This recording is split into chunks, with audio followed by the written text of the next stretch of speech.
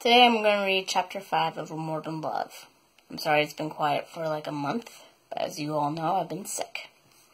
So today, Chapter 5 from Immortal Love by Lynnsey Carrigan. Mwah. If I cough, ignore it. I'm not 100% over this thing yet, but enough where I can talk without coughing my lung out.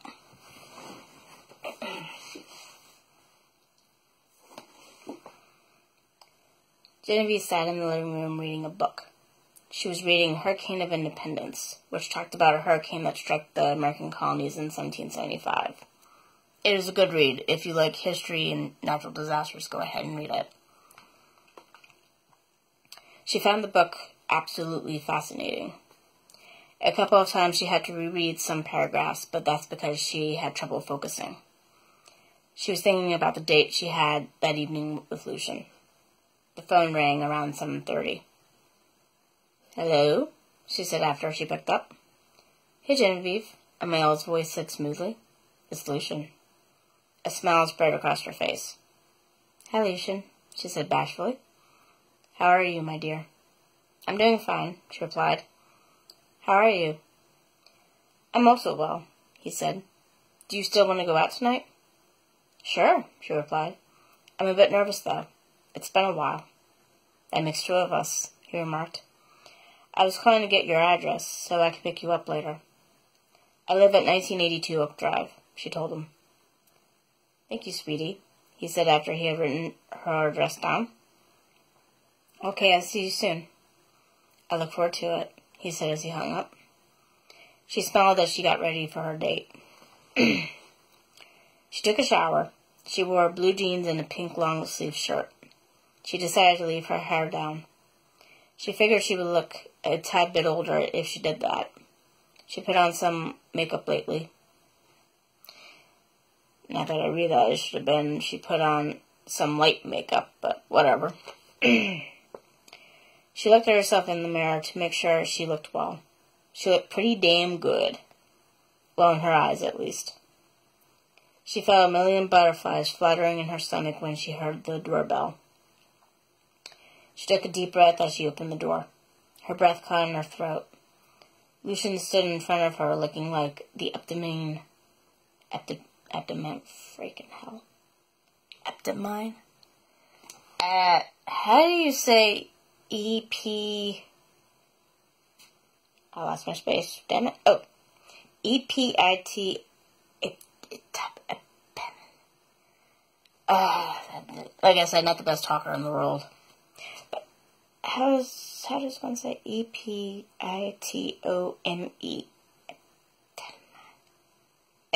Whatever that word is. I'm just going to try to pronounce it. Epitome?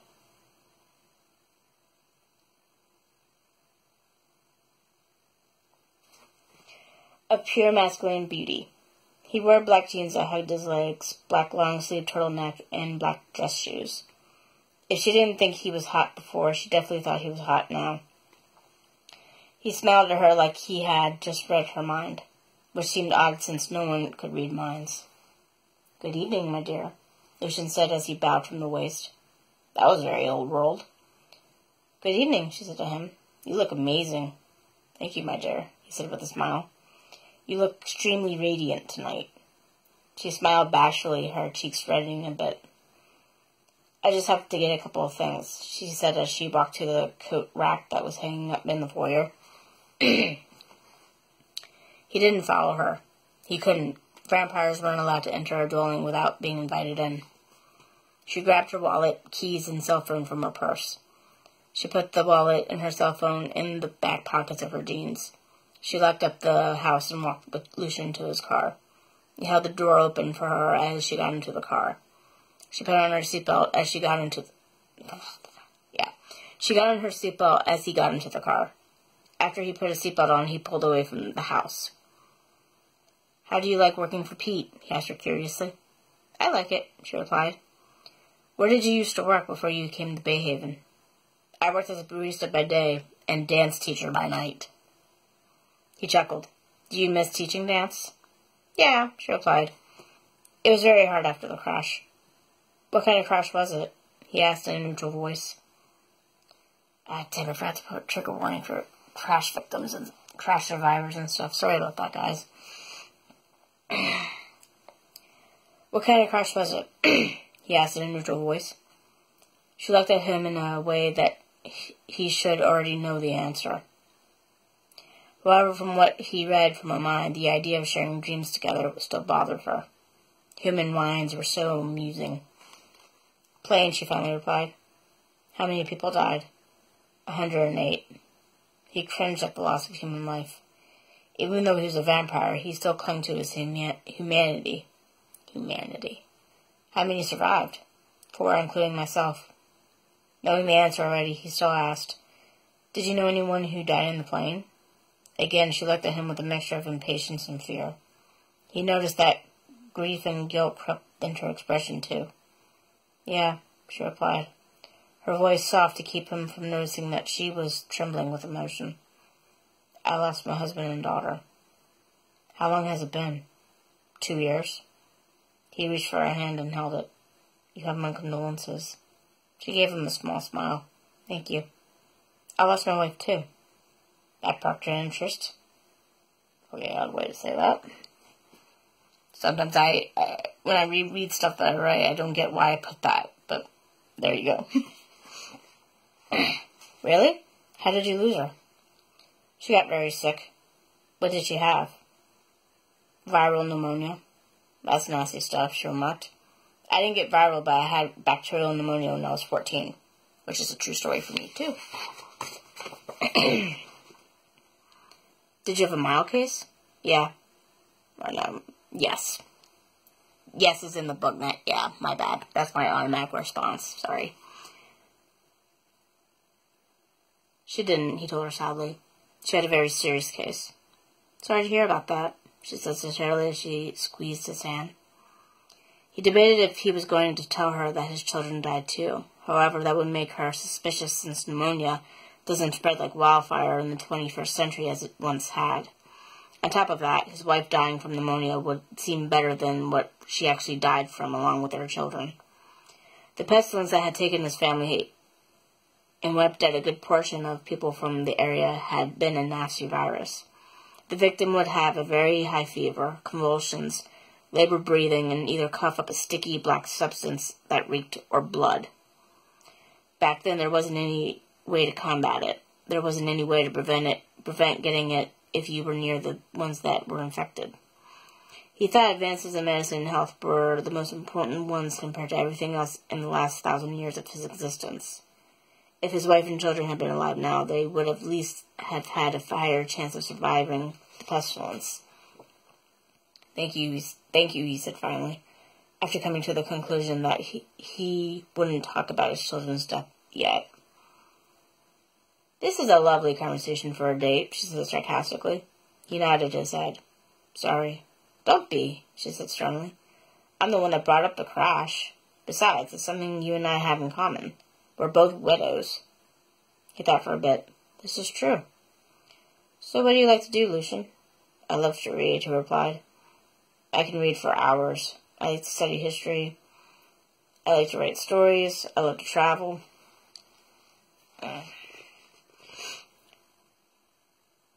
What do you like to read the most? Literature, although I won't mind reading romance. She raised an eyebrow at him. Really? You like to read romance? He smiled. Yes. She smiled, too. That's really sweet. What about you, Genevieve? I love swimming, which is my greatest passion. Same here. She replied, I like to swim laps all year round. Same here. What's your favorite stroke? Back. What else do you like to do? I love to dance, she replied. I used to compete in dancing, mostly in jazz and lyrical. I was on the dance squad during high school. I also like history and painting. Oops, I should pause slightly there. Alright, let me repeat that part again. I was on the dance squad during high school. I also like history and painting. Ever sold your work? Yes, but I didn't charge much for it. How much did you charge? $40. I don't know, is that high or not? I don't know. That's not much. Well, I'm not aiming to be a professional, she remarked. If I was, yes, I would definitely charge more. What periods of history do you like to study? Mostly U.S. history, she replied.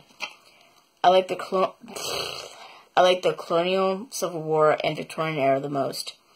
I also like learning about prehistory, ancient Egypt, and ancient Greece, too. I like European history the most. Have you been to many historic places? Oh, yes. I have, too, but only in the States.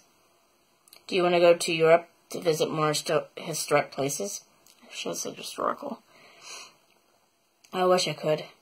Well, maybe you will someday. I don't see that happening, she said glumly. He glanced at her. Why? I'm afraid of flying now. Oh, they drive in silence the rest of the way to the drive-in movie theater. Lucian parked the car in the middle row after he paid for tickets at the gate. He opened the window to put the speaker inside. Would you like anything from the snack bar? Yes, please, she replied. I want a corn dog and a small Coke. As Lucian went to the snack bar, she watched the previews on the screen. It was interesting. The previews only lasted 5 minutes. When she was a kid, now they lasted for 15 minutes. She was getting impatient watching the previews when the movie finally started. Ironically, that's when Lucian showed up with her corn dog and Coke. You didn't get anything? She asked him curiously. I'm not hungry. Okay. She said as she began eating... Sorry, I'm getting distracted because I hear my daughter waking up. Okay, she said as she began to eat her corn dog. In 15 minutes, she had finished eating. He had a hard time concentrating on the movie. First of all, the smell of the corn dog had been nauseating. However, the smell dissipated once she consumed it. Now the nauseating smell of the corn dog had been replaced by the sweet smell of her blood. Next, the sound of beating hearts filled his ears instead of the movie. Genevieve's heartbeat rose above the rest.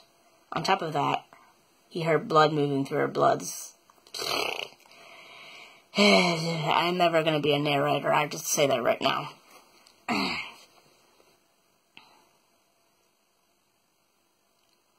On top of that, he heard blood moving through her veins like sweet honey. He felt his fangs prick his tongue. She was extremely tempting. He could bend her will to his. He could take what he needed and make her forget the incident. Yet it seemed wrong.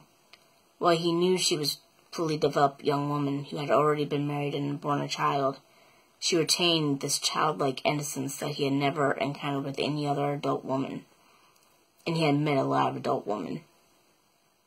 I'm going to go to the snack bar again, he said as he opened the car door. Do you want anything? She glanced at the cup to see how much Coke she had left. I'd like a small buttered popcorn and another small Coke. He smiled at her. Okay, dear. He closed the car door and went in the direction of the snack bar. He couldn't believe he was hungry again. He had fed on 2 people before he picked Genevieve up at her home. However, his desire for her had brought back the hunger within him. He decided that he would feed on a woman who was standing outside the snack bar. She was reading the menu. Good evening, he said to her. She smiled at him. Good evening. What are you going to get? He asked her casually. I haven't decided yet, she replied as she continued to read the menu. What about you? That's a weird conversation. Why the hell did I do that? A small buttered popcorn. That does sound good, she agreed. When she turned to him, his gaze caught hers. It didn't take long to bend her will to his. When she was totally in his thrall, he took her hand and guided her to the dark alley between the snack bar and the bathrooms. He nuzzled her neck a bit before he gently sank his fangs into the softness of her throat. Hot, rich blood flooded into his mouth. She tasted sweet and spicy. As he fed from her, his mind was flooded with her memories. She was in a long-term relationship with her boyfriend, Mike. She lost her mother 6 months ago. She had gotten laid off from her job last month. He pulled out and looked out. He pulled out. Oh, that was a really odd timing there. Why did I do that? I don't know. Anyway. That should be... Okay. He pulled out and licked the 2 tiny wounds on her throat with his tongue. They began to disappear. He checked her vitals and she was okay. You won't remember this, Ginger, he said to her. You are feeling weak because you haven't eaten since breakfast. Get yourself something to drink, like water or orange juice. Do you understand? She nodded. He guided her back to the menu and released her from his thrall. She leaned to the wall for support as a rush of nausea and lethargy overcame her. Are you okay, miss? He asked her concernedly, even though he knew why she was feeling weak and sick. No, I need to get something to eat, she replied as she eased herself off the wall. I haven't eaten since early this morning. He had let her go in front of him at the snack bar. He was satisfied that she ordered a large bottle of water, a hot dog, and a small popcorn.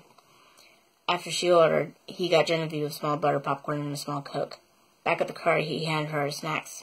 Thank you, she said as she took a sip of the Coke. You're very welcome, my dear.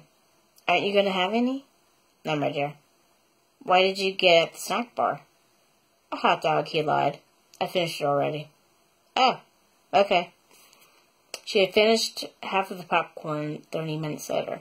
She was enthralled by the movie while he was enthralled by her. His hand rested on top of hers. He looked at him and smiled before she returned her attention back to the movie. He was amused that she was blushing. However, when she turned her hand over so she could hold his, he felt the butterflies in his stomach flutter. Who knew? From the point on, they'd held hands until the movie had ended. Did you like the movie? He asked her on the way home. Yes. What was your favorite part? This is going to sound weird, but their firsts. He raised an eyebrow. What do you mean by their firsts? Things like their first date, she explained. Ah, gotcha. Is that weird? No, I don't think so. It's just that I feel a tad bit envious, she remarked. He raised an eyebrow. Why?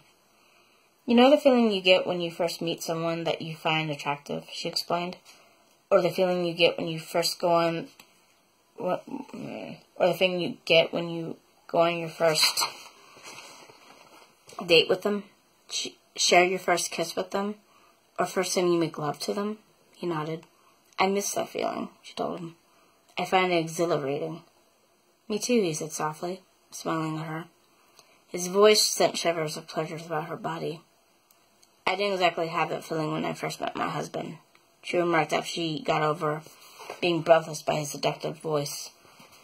Why? I knew my husband before I started dating him. How long did you know him? 18 years. That's a long time. It is, she agreed.